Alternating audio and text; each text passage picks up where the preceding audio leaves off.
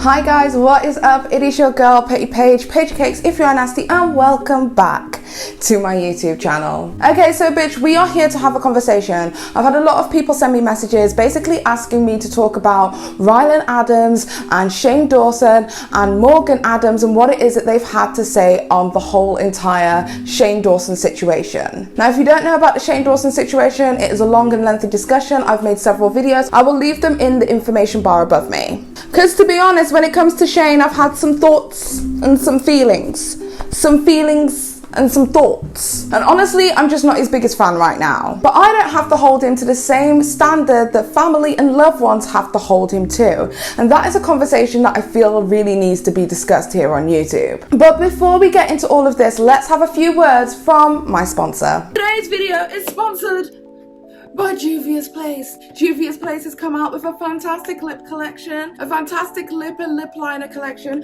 Over here we have all of the different shades of lipstick. Over here we have all of the lip glosses. As you can tell, there's a space missing. That's because that's the lip gloss that I have on my lips currently. She is creamy, she's smooth, she's buttery, she is everything. She is Juvia's Place.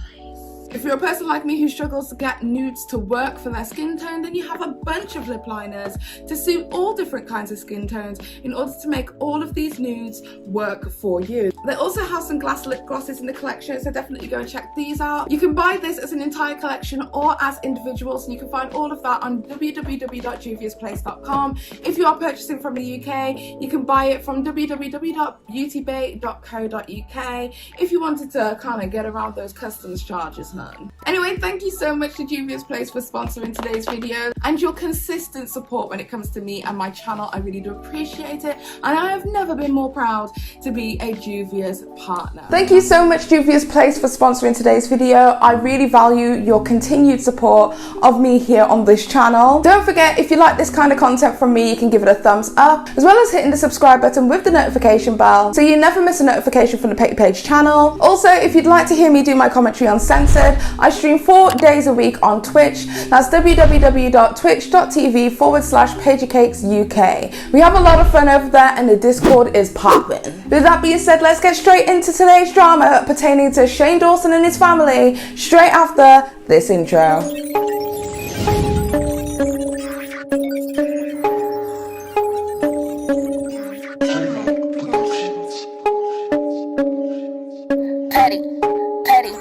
Most of these bitches is petty.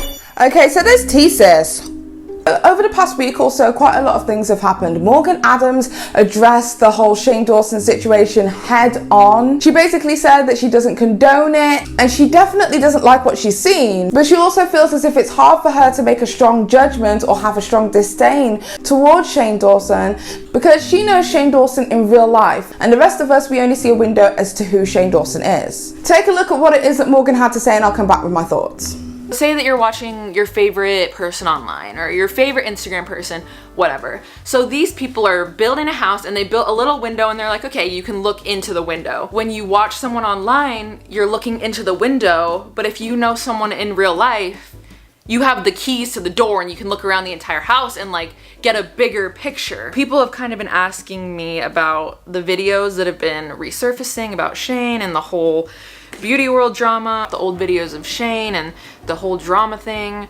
I don't really have much to say. I just wanted to say, obviously, that I don't like them. I don't agree with them. It makes me uncomfortable to watch them because when I watch them, I'm like, who is that? I don't feel like that's a person that I know. It's a difficult situation because I'm not coming at this from, you know, the viewpoint and the perspective of somebody who has watched Shane on the internet for years. This is somebody that I hang out with in my real life. This is somebody that I consider to be a friend, a mentor, a family member. And I just wanted to say that I'm not defending anything that has been said in the past, anything that has been done in the past, but I've known Shane for 3, maybe 4 years now. The Shane that I hang out with and that I've lived with has always just been gracious and kind and understanding.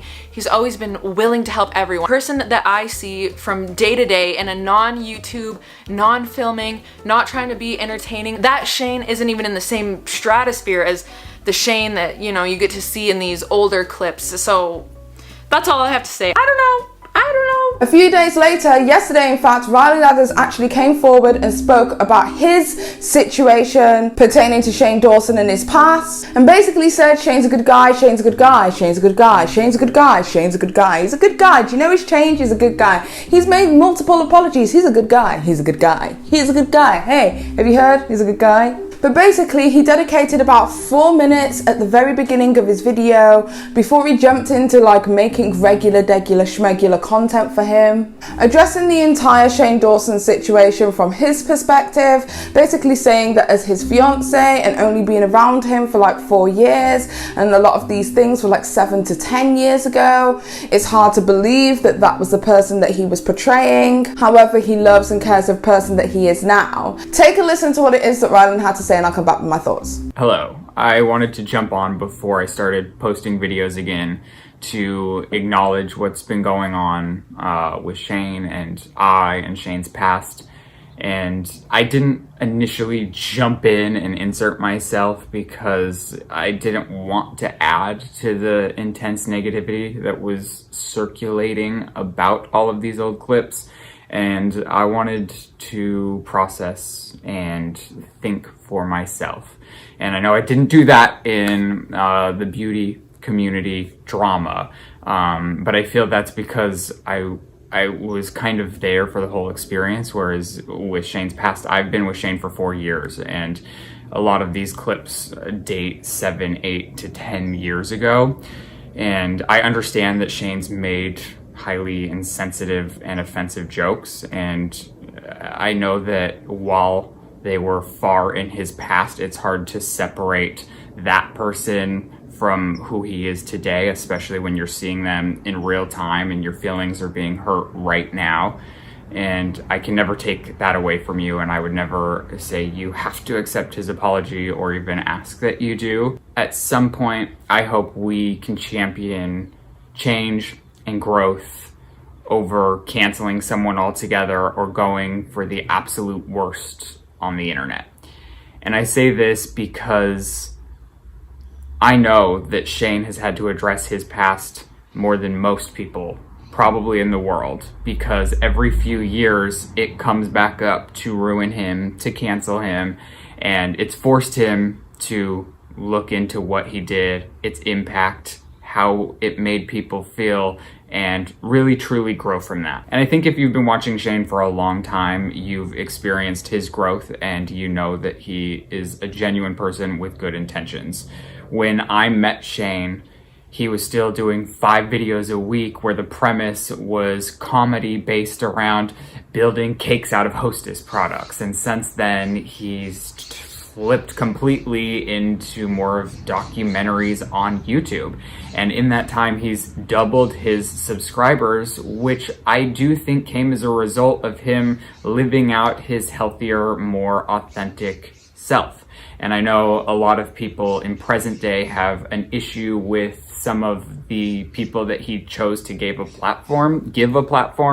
And to that, I would say that everyone has something in their past they're not proud of. But I don't think that that takes away from the incredible content that he has put out over the years. What I hate to see is because of something in someone's past,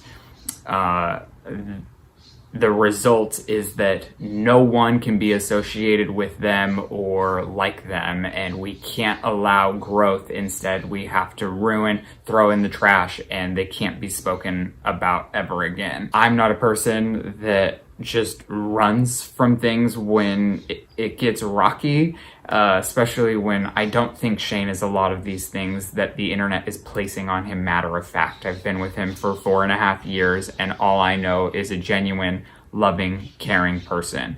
And I truly believe that that's the person he is. Okay, so this is a very weird and messed up situation, because for some reason across Twitter mainly, not on YouTube, not on Instagram, I'm not really seeing it there, but mainly on Twitter, a lot of people have been calling for the cancellation of Ryland Adams as well as Morgan Adams for having any kind of relationship with Shane Dawson. Apparently, because of internet rules, people have to like abandon Shane Dawson and walk away from him. Ryland Adams is essentially supposed to call off the engagement and run off like a runaway bride, and Morgan Adams essentially has to say f you to the guy who put her on, let's be honest. And I'm saying that not in a mean way but in an honest way, because for the first year of Morgan Adams's YouTube channel, she barely uploaded and barely put any effort into it. If it wasn't for her being such a nice person and having a genuinely lovely and nice persona, there is no way that somebody who put minimal amount of effort that she did into a YouTube channel could have skyrocketed to that level. So I think it's important to know that even though both of these people are relatives, if you will, like fiance and sister-in-law to be, if you will, they both have a vested interest in staying friends with Shane Dawson. But I really wanted to have a conversation with you guys about the difficulties when somebody who you are friends with, or somebody that you're in love with, or somebody that you know is in drama, then automatically by association you become complicit with their behavior purely because you're not willing to call them out. Now, don't get me wrong, I'm a call out queen, and I will call somebody out the moment that I feel that it's right. And I've called some friends out publicly too. Yes, sir. Yes, I have. But sometimes there's certain conversations that don't need to be on the internet. Sometimes you can call people out in private and not have to air that on the web. And I feel like because everything has become so consumable here on the internet, I mean, everybody's lives have pretty much become up for consumption. You can find my vagina right here on the internet on onlyfans.com. But because we're so used to seeing so much from our influencers, we're expecting them to do a lot more than what would happen in real life. I was trying to explain this on stream the other day. Okay, so imagine you're at a big family reunion. There's you, your mom, and your brother. But your brother makes a really insensitive joke at the table that makes your mum really upset. You walk over to your mum when she's all alone and you say, how do you feel? Are you okay? And she turned around and she's like, that really upset me. That hurt my feelings. I'm not going to lie to you. That was the worst thing that's ever happened to me. What are you going to do? You're going to go back to the table and speak to your brother, who you're extremely close to too, and cuss him out in front of the whole table? Or you're going to go to your brother and you're going to speak to him and say, listen, the way you spoke to mum at the table was disrespectful and she's really upset about it, you know. You need to go back to mum and have a conversation with her and apologise. You'd speak to your brother one-on-one, wouldn't you? You wouldn't go back to the whole table in front of your nan, your cousins, the rest of the siblings, people who you've never met before, cousins twice removed, your cousins, uncles, girlfriends, ex-boyfriends, sisters, monkeys, uncle, dogified sister. You wouldn't do that because you don't know all those people. All these people don't need to be in your business. This is between you, your mum, and your brother. And that's how normal situations are. In normal real life situations, what would happen is we discuss it in private, and if it really went there, then we'd get hype. But for some reason on the internet, these normal kind of situations where people speak one-on-one to each other has to be aired publicly. It's like the tree fell in the woods and absolutely nobody believes that there was even a tree there. And that's annoying as f*** because the tree's back there mad as hell being on its back like, fuck these guys.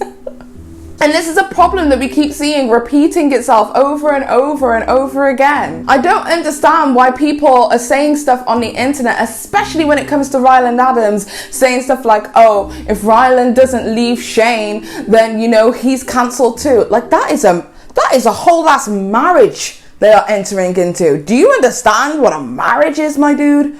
A marriage? A freaking marriage? To all the people who turn around and say stuff like, when you're married, things don't change. Things do change the moment that you get married. Because then you become a team. You become a unit. When you're a fiance, you're like wife or husband in training. You're a team. You're a unit. When you make financial decisions together, when you make home decisions together, when you make family decisions together, it is a whole different thing. And no amount of internet beef is going to allow you to not hear your partner out and give them at least the benefit of the doubt. Why? Because the person that you chose to be with, the person that you're choosing to spend the rest of your life with, I hope would be the person that you're choosing to spend your life with because of the amazing qualities that they have. I mean, but to be honest, I've seen two trash bags get married and that was kind of cute. Anyway, the point of my video today is not even to like say really what I feel about Ryland's video. I guess This is what I expected. He was going to make excuses for him. I don't know why people are expecting him to hold Shane Dawson super duper accountable. It's going to be hard when that's your fiance. It's a different dynamic, period. Do I respect his decision to do so? I don't know, but it ain't my relationship, it ain't my marriage, and it ain't none of my business. But you know, we're still gonna talk about it, right?